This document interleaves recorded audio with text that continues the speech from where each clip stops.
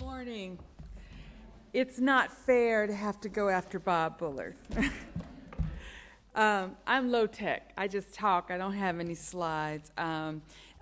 We didn't have any fancy introductions, but I do want to underscore that the most important thing in my bio is that I'm an Alabamian. I was born and raised in Huntsville, Alabama, the child of activists, a crazy man. Some of you may remember NDPA, National Democratic Party of Alabama. My father founded an independent Democratic Party in Alabama in a time when the regular Democratic Party was dominated by George Wallace and the Dixiecrats, and he ran for governor against George Wallace in 1970.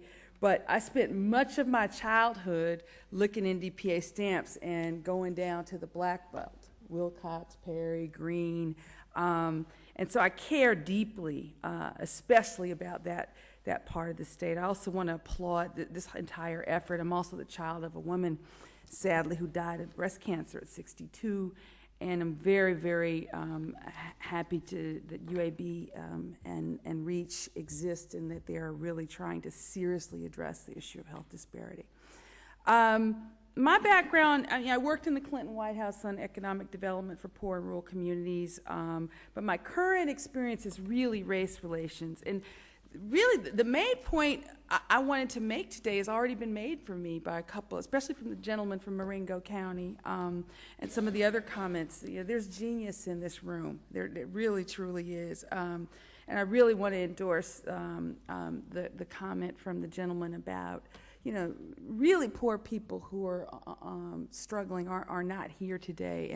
And those people, one of the things I learned from my father was to see poor folk who have a lot less than me as real, full human beings who have ideas and have things to offer and need to be empowered. That's what the NDPA chapters were. Need to be empowered to be part of the solution. So many of the points I wanted to make have been made for me, but we were this is a tight ship, by the way. This thing is run very, very well, and we were all told to watch that film. That was part of our homework, and to come up with our evidence-based comments. And I'm going to offer a couple of observations based on many years of research and reading, science-backed reading and research about the theory and practice of race relations. And I have two main observations, and one of them, which again has already been made for me, is that race and racial division are part, not all, but definitely part of the story behind the economic weaknesses that are evident in the three communities that were covered, and behind racial disparities. You obviously can see that the most prominent example was the segregation of the schools. It's not an accident that, as the gentleman from Marengo County said, it's not an accident that Demopolis and Marengo are a little bit better positioned than Wilcox. I agree with you. There is a lot of evidence out there to show that racially and economically segregated communities, the more racially and economically segregated a metropolitan area is or community is, the weaker overall the economy tends to be. And the poster child for this is Detroit.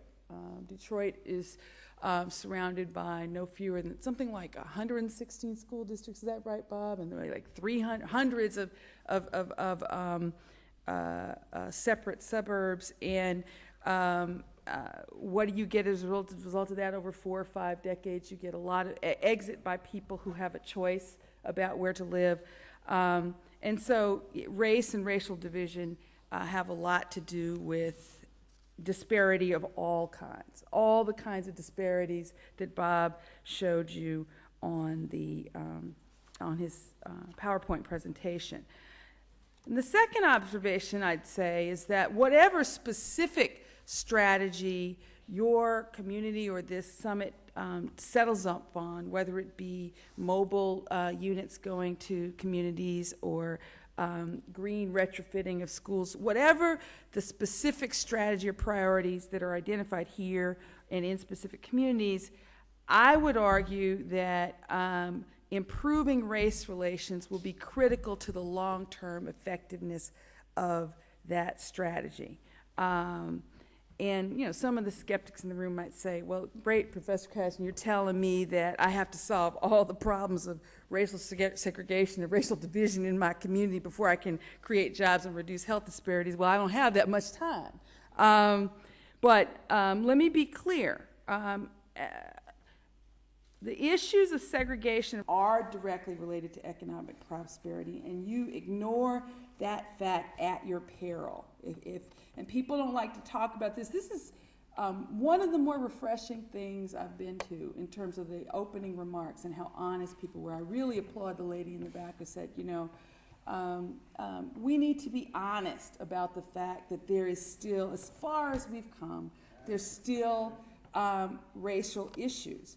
Markets and people do tend to avoid investing in or participating in communities with high concentrations of poor black folks. We need to be honest about that. To the extent that you can diversify a neighborhood, a school, or institution economically, if not racially, and again, so many points I would have made, I wanted to make have already been made for me. Even within the black community itself, we've got serious issues of class. To the extent that you can diversify institutions economically, if not racially, all of the social science research shows that the participants in those settings, in racially or economically or both diverse settings, that the participants in those settings tend to do better.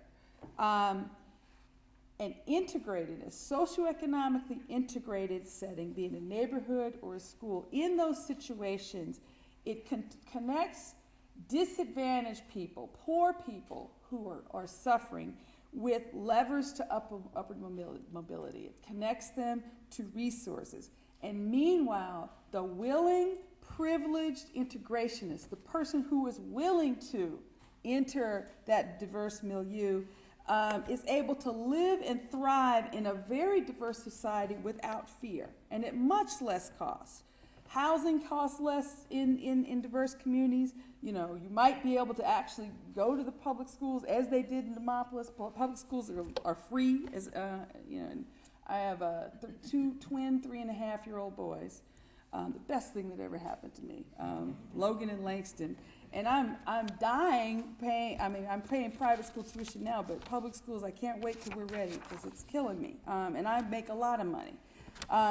And you also have lower social demands on society. So my first recommendation to this conference, whether you can achieve it in 1 year or 10 years or 100 years, is to imagine today an integrated future for your community. It costs nothing to imagine. And the people in Demopolis had a vision, Dr. Partridge. They had a vision about it for, was it, you know, 65, 66, 68. They had a vision, let's be different from, let's not be reactionary, you know, and they envisioned a diverse future, and they organized and did whatever they needed to do, and the result is a better result for everybody. So that's my first recommendation. Have some vision and imagination about, you know, a radically more inclusive situation than what prevails today. My second recommendation is to organize and build, if it doesn't already exist, organize and build your multiracial coalition. If you are truly committed to reducing racial disparities in health and creating jobs as you do that, you are going to need a lasting, stable coalition that can regularly deliver you 51% at the ballot box or at the policy forum that affects you, be it the zoning board or whatever. You have to get to 51%. And if anything is evident from Bob's presentation, is that public policy choices and private institutional choices need to be different than they are. Policy choices have to change. Well, policy choices don't change unless you gather majoritarian political power. And so you have, and that takes work. But happily, I've spent a lot of time, and I'm getting started on a new book. I haven't written 15 books. I've only written 2, but I'm working on number 3. I'm younger than him. Not by much, but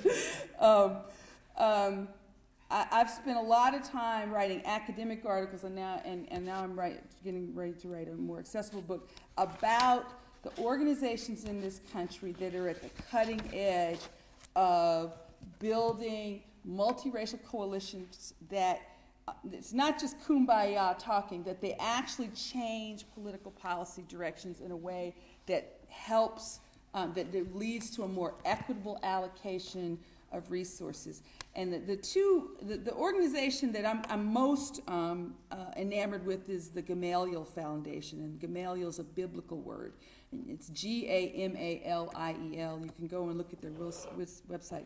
The Industrial Area Foundation also does some good work here, but Gamaliel and other organizations that I'll be featuring in my book succeed in forming and maintaining effective multiracial, multi-class coalitions, and I mean grassroots coalitions, where poor folk actually get to have a say. They do so by 3 main things, and then I'll sit down. Then I'll conclude and sit down. 1, they engage leaders of existing identity groups. In any given community, there are already people who are natural leaders. So you identify who are the main people, identity groups that maybe, we don't have a lot of Latinos in the Black Belt yet, do we? I mean, some, but it's coming. But whatever the demographics are, there are already existing organizations. There are already churches. There are already, you don't have to start from, you just find out who are the leaders already in those communities, and you organize them first. And you do that by demonstrating and appealing to the common interests of seemingly disparate groups. The best organizations use geographically mapped objective data to identify common interests, to bring the leaders together. And then, once you've done that, you undertake extensive grassroots mobilization of the constituencies of each of the leader partners in that coalition. And if you're interested in this, I can give a lot more detailed information about how this works. And so with that, I will conclude, and thank you so much for inviting me to speak.